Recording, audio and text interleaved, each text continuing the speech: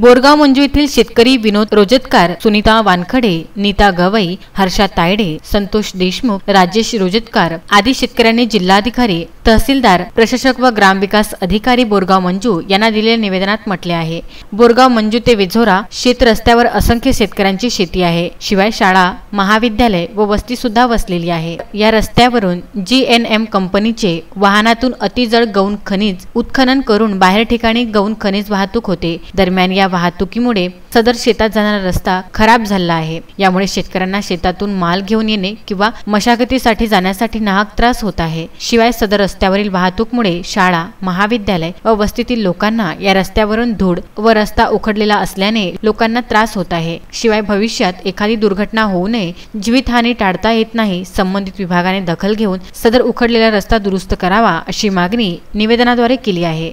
Santosh Gavai, Vidarbha news, Borgaon Manju.